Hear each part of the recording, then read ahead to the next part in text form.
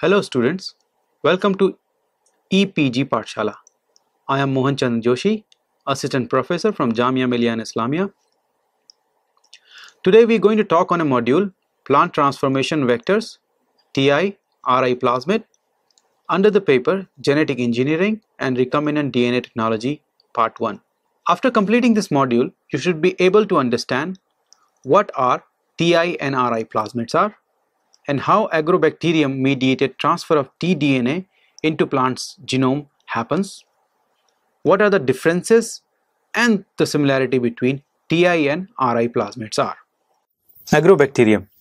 So Agrobacterium is a gram-negative bacteria which belongs to a family of Rhizobiaceae. It grows aerobically, that it means it can grow in a condition where the oxygen is present without forming endospores. It is a rod-shaped bacteria which contain 1 to 6 flagella, as you can see in this electromicrograph of 1988, that this is a agrobacterium has 1 to 6, almost 4 or 5 flagella. There are different disease causing bacterium species, Agrobacterium species, and here's the list of them. So Agrobacterium tumefaciens causes crown gall disease. Agrobacterium ruby causes small galls. Agrobacterium rhizogenes causes hairy root disease, and Agrobacterium Radiobacter species is avirulent. That means it does not cause any virulence into the host. Agrobacterium tumefaciens is now renamed as Rhizobium radiobacter. It is a rod-shaped gram-negative bacteria and it contains a TI type plasmid. This bacterial species can infect dicots and cause tumor, and dicotyledons such as walnuts, tomatoes, roses are its prime target. It can cause tumor-like growth by transferring the TI plasmid, which is present in as an extra chromosomal copy, into the plant cells, and could result in a growth, uncontrolled growth of plant cells, which forms a tumor. Here is an example of how Radiobacter causes tumor in plant cells by transferring the TI plasmid. So on the left hand side you have a healthy plasmid, and this is a soil bacteria. So this bacterium is present in the soil, but it's not been able to infect the plant until plant sustains the injury. Now once plant sustains the injury, this bacteria can go to that site which is damaged by using chemotaxis method. I will explain that in detail in next few slides.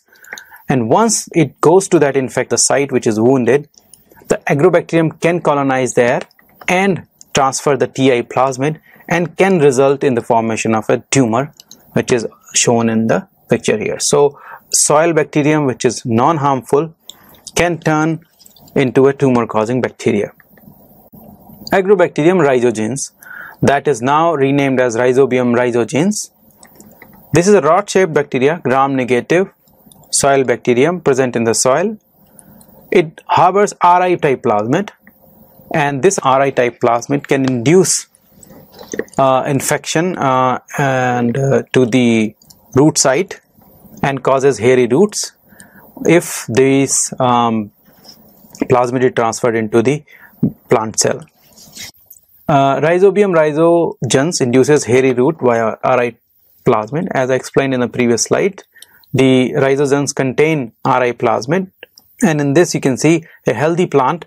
In the soil you have this bacteria present, rhizogenes is present, and if the site is wounded, this bacteria can recognize this wounded site by chemotaxis, can go there, infect the plant, and results in uncontrolled growth, resulting in hairy roots, as you can see in this picture. TI plasmid. These are naturally occurring plasmid inside the agrobacterium, and their size is huge. They are almost 200 kb in length and contains major genes such as tDNA. And tDNA is a stretch of DNA which is bordered by 2 repeat sequences, TL and TR repeats as they say it, and also contain Virulence Operon. And this Virulence Operon contains genes Vir A, Vir B, Vir C, Vir D, Vir E, Vir E, and Vir G. And each of these genes encode for a protein that is required for a stepwise transfer of tDNA into plant cell. Second is the opine catabolism gene. Ti plasmid has a capability to catabolize various opine such as octopine, napoline, succinopine, and leucinopine.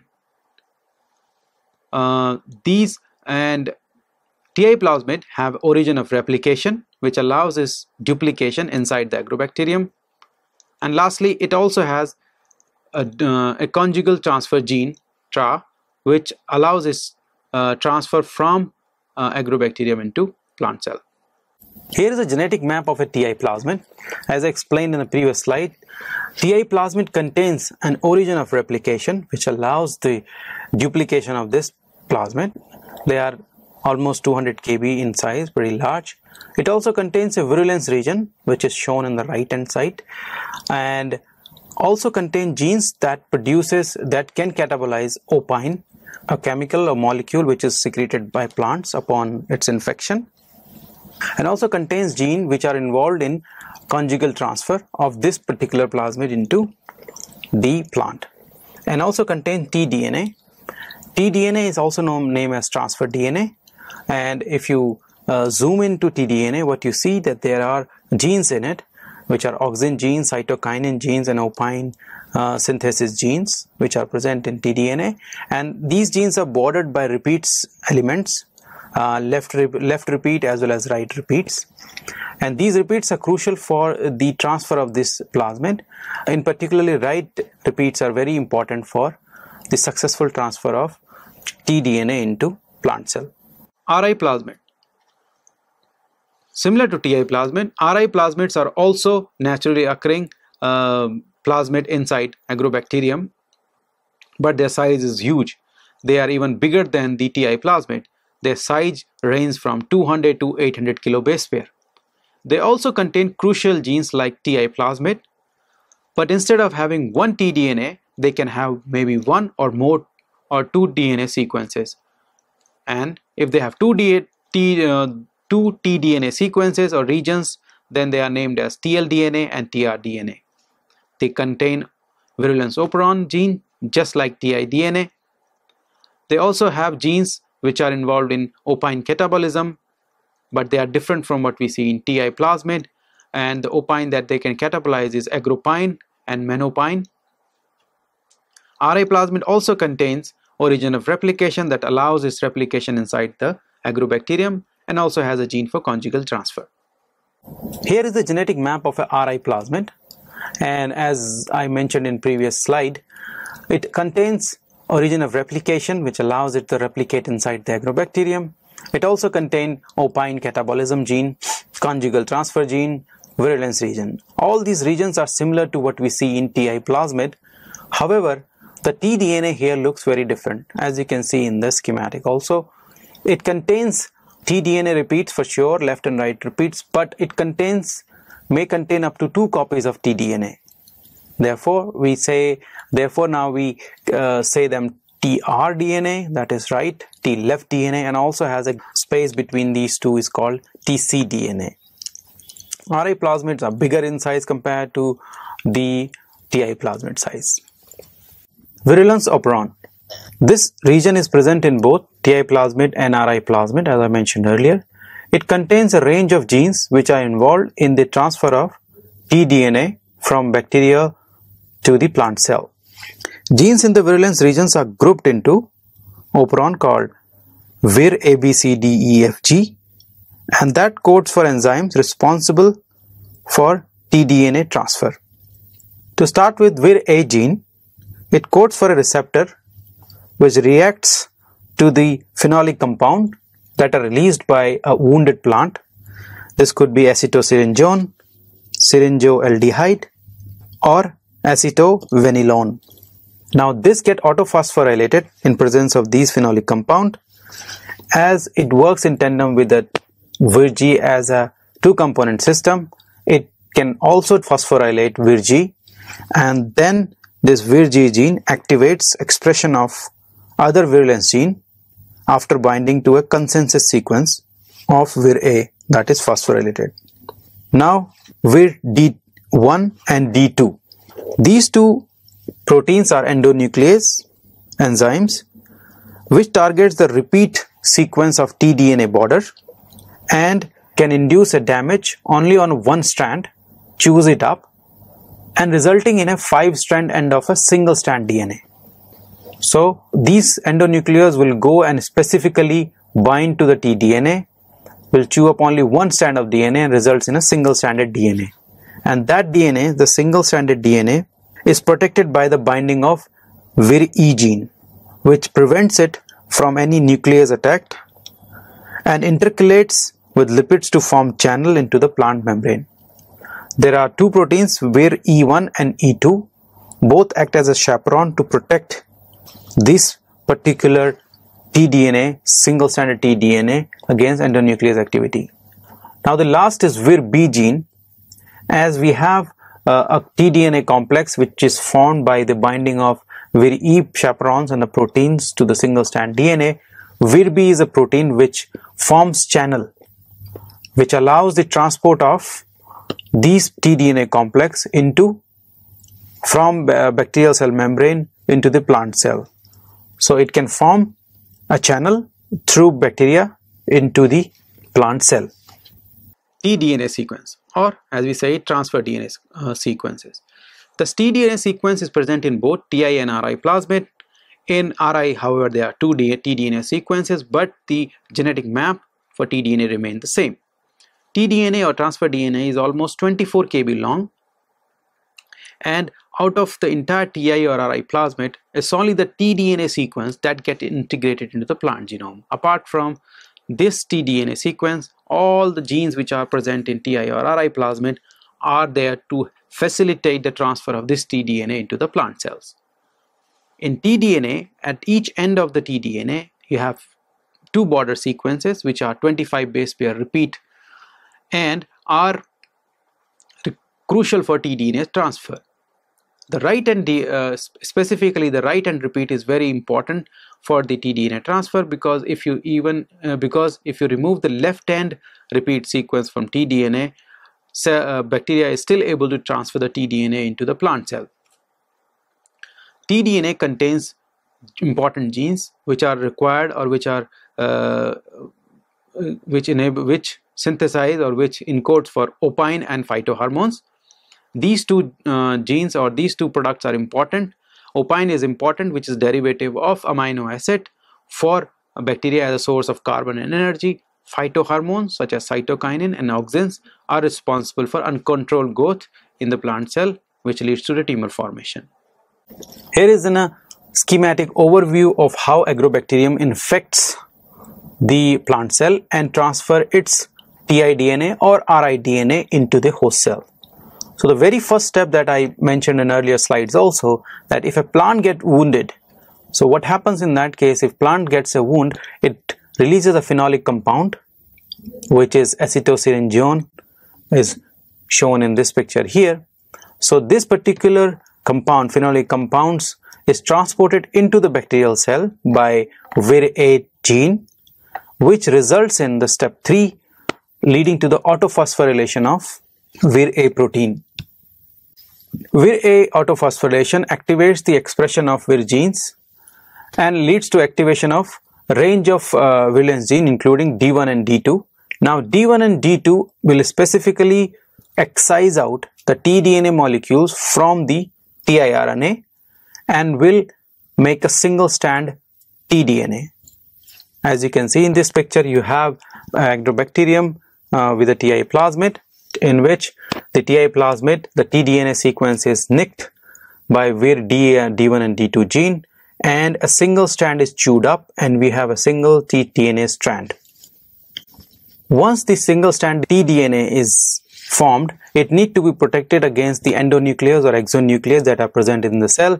Therefore, immediately this protein complex is bound by a chaperone or a protein Vir-E1, which makes a complex and is named as T complex.